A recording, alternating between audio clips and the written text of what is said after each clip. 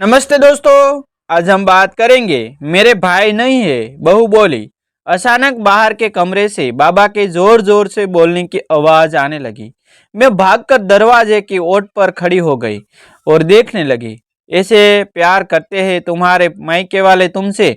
लोगों को देखो, उनके भाई दौड़े चले आते हैं अपनी बहनों से मिलने और इन्हें लेने के लिए, और एक तुम है, देखो कोई नहीं आता तुमसे मिलने।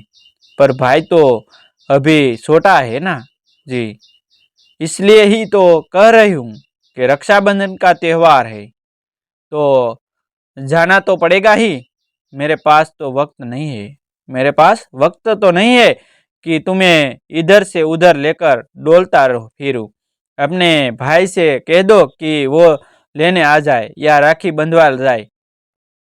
बाबा दो टूक जवाब दे गए माँ को, और माँ कुछ न कह सकी। चुपचाप बस बाबा को जाते हुए देखती रह गई। हर बार का यही था। माँ कभी बाबा से जिद नहीं करती थी, पर बाबा भी माँ को समझने की कोई कोशिश नहीं करते। कई सालों से देखती आ रही हूँ, कई सालों से देखती आ रही हूँ। माँ चुपचाप रसोई में आ गई और अपना काम निपटने लगी, पर वह उदास थी। उसके बाद उन्होंने अपनी लाई हुई राखियों को लिफाफ में बंद किया और अपने भाई के लिए राखी डाक द्वारा भिजवा दी, पर वो अभी भी उदास थी। मैंने माँ को उदास देखा है, कई सालों से देखती आ रही हूँ। हर रक्षाबंधन पे वे अपने मायके जाने के लिए पूछती है, और हर बार बाबा समय ना होने का रोना रोकर माँ को चुप करा देते हैं। अगर माँ थोड़ा भी ज़्यादा बोलती तो यह कहते कि अपने भाई को बुला लो, वो लेने आ जाएगा। और फिर माँ अपनी आंखों में आंसू लेकर चुपचाप घर के कामों में लग जाती, और मैं बस उनके चेहरे की तरह देखती रहती है। अरे, मैंने तो अपना परिचय कराया ही नहीं। मेरा नाम डिम्पल है, मेरी उम्र 9 वर्ष है। मैं अपने माँ बाप की पहली संतान हूँ। मुझसे छोटे मेरे 2 भाई हैं। हम लोग निम्न मध्यम वर्ग परिवार के लोग हैं, जिनकी ज़रूरतों और कमाई और खर्चों में हमेशा जुगलबंदी चलती ही रहती है। हमारा छोटा सा परिवार है, बाबा, माँ, मैं और दोनों छोटे भाई। रिश्तेदारी के नाम पर बुआ जी की ही है, जो हमारे घर से लगभग 1 घंटे की दूरी पर रहती है। बाकी सारी रिश्तेदारी गांव में है। माँ का मायका भी गांव में ही है, जहाँ नाना नानी और मामा रहते हैं। और पता है आपको, माँ के भाई मतलब मेरे मामा उम्र में मेरे बराबर ही है। जब अब आप समझ सकते हैं कि उनके परिवार वाले इतनी छोटी उम्र में उनको कैसे इतनी दूर भेज सकते हैं। नाना जी की तबीयत भी अधिकतर खराब ही रहती है, और माँ का भी 2-3 साल में एक बार ही जाना होता है। पर रक्षाबंधन पर तो बिल्कुल नहीं, इसलिए हर रक्षाबंधन पर वह उदास रहती है। हर बार पापा के हाथों पर बुआ जी की लाई राखी सजी होती है। मेरे दोनों भाइयों के हाथों में भी मेरी राखी सजी होती है। सब हंसते मुस्कुराते हैं, पर माँ चेहरे पर नकली मुस्कुराहट का आवरण ओढ़े सिर्फ काम करती है। पहले समझ नहीं थी, पहले समझ नहीं थी कि, पर अब मैं बड़ी हो गई रही हूँ ना, इसलिए अब मुझे सब समझ में आता है। यह भी समझ में आता है कि बाबा का माँ को माँ के लिए ना कहना गलत है, पर बाबा के सामने जुबान खोलना बहुत हिम्मत वाला काम है। बाबा बहुत जल्दी नाराज हो जाते हैं और जोर जोर से चिल्लाने लगते हैं। इतनी हिम्मत शायद मुझ में अभी तक नहीं आई कि मैं उनके सामने बोल सकूं। पर इस रक्षाबंधन को मैं अपनी माँ को उदास देखने को तैयार नहीं थी। मन में कुछ ठान चुकी थी। मैं अपने मामा को गांव से शहर नहीं ला सकती थी, और ना ही मैं अपनी माँ को शहर से गांव भेज सकती थी। उसके लिए उम्र मेरी बहुत छोटी है, इसलिए कुछ और ही करने की सोच। हर रक्षाबंधन पर शाम को हम तीनों भाई बहन अपने बाबा के साथ मंदिर जाते हैं। तो इस बार भी जाएंगे, यह तो पहले से तय था। तो उस दिन सुबह बुआ जी घर पहुंच गए। उन्होंने अपने भाई भाभी को राखी बांधी। उसके बाद मैंने अपने दोनों भाइयों को राखी बांधी। और पता है, दोनों भाइयों ने मिलकर मेरी थाली में पूरे 100 रुपये रखे। हालांकि कि मैं जानती थी कि 100 रुपये बाबा ने दिए हैं, पर उन 100 रुपयों को देखकर तो मुझे ऐसा लगा कि जैसे मैं दुनिया की सबसे धनवान इंसान बन गई। उसके बाद बुआ ने भी मुझे 50 रुपये दिए।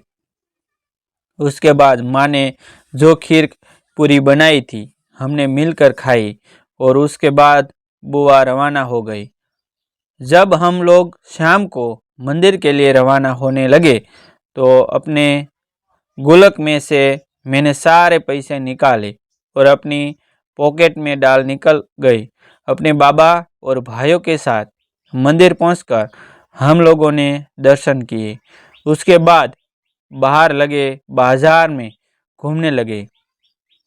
तन से मन से धन से तीनों से ही सोच कर आए थी कि आज तो मुझे कुछ भी हो जाए, अपनी माँ के चेहरे पर खुशी देखनी है।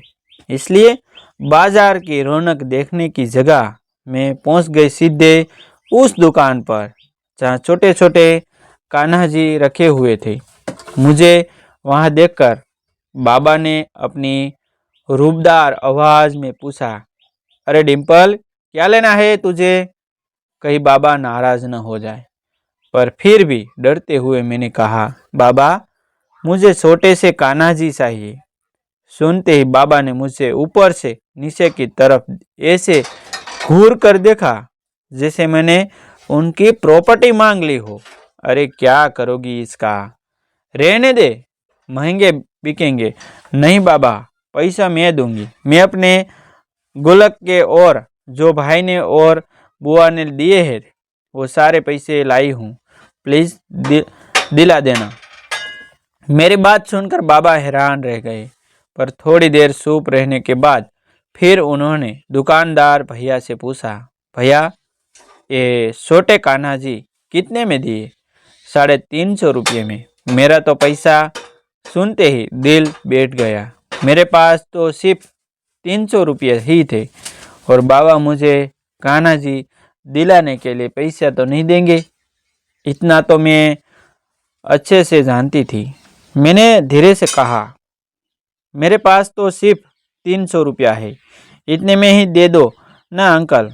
नहीं नहीं बेटा, नहीं नहीं, छोटी बच्ची हो इसलिए मैं तो जो भाव आया है वही भाव दे रहा हूँ, इतना कम कैसे करूँ?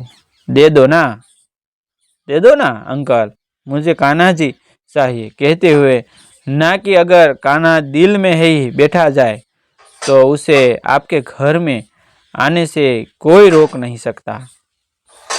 मुझे अंकल से भाव ताव करते देखकर पता नहीं मेरे बाबा के मन में क्या आया कि पहली बार वह मुझे कोई चीज, कोई वस्तु दिलाने को खुद ही तैयार हो गई।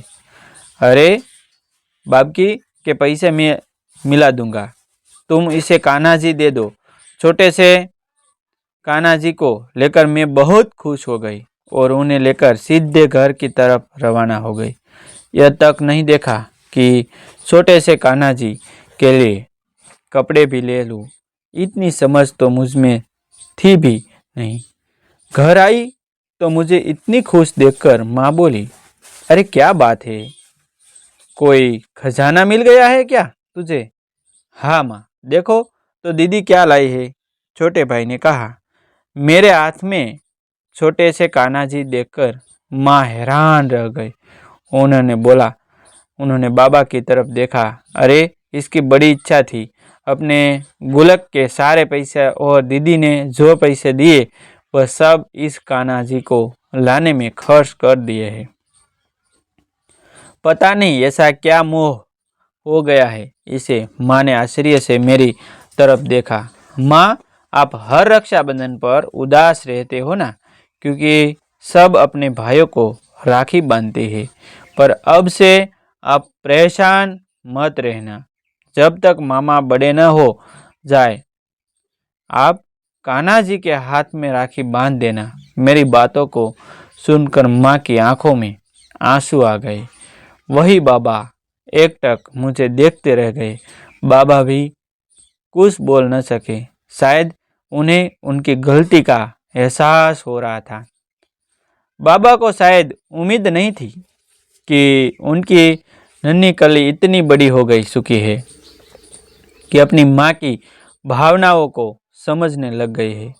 कुछ पल की चुप्पी के बाद माँ ने कान्हा जी को मेरे हाथ से लिया और फटाफट पहले उसके कपड़े तैयार करे और फिर कपड़े पहनाने के बाद उसे राखी बांधकर मिश्री का भोग लगाया। यह सब करते समय मैं निरंतर माँ के चेहरे की तरफ देख रही थी। उनके चेहरे पर आज बहुत खुशी और सुकून था। अब कान्हा जी हमारे परिवार का हिस्सा बन गए चुके थे। सबसे बड़ा परिवर्तन तो हमने हमारे बाबा में देखा। अब बाबा ज़्यादा चिल्लाते भी नहीं थे। पहले सबकी सुनते थे, फिर जवाब देते थे।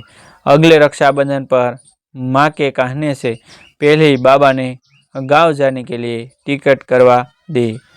अब माँ को उदास रहना नहीं पड़ता। हाँ, कान्हा जी हमारे साथ ही आते हैं और आज भी माँ कान्हा जी को पहले राखी बांधती है।